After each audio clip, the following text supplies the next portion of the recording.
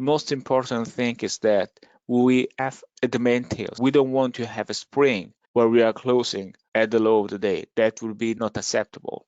This bar is closing below the 50% level of the spread, but this is still good. And look how the volume is coming in. We're just penetrating the support, but we're not closing below the support level. Now we have to include an additional condition, the proximity check. Let's say that the distance between this low and this low is 10%. A 10% difference would be not acceptable for us. Why? Because we can't set up our stop loss. This is too far. We can combine all these conditions and let's create this prompt for ChatGPT, for DeepSeek. I think that at this point, we just want to focus on writing this in a very elementary way. So I want to create a Pine script indicator for TradingView that identifies the spring bars. We create here our conditions. This is like the lookback period. And look how we are specifying in this case that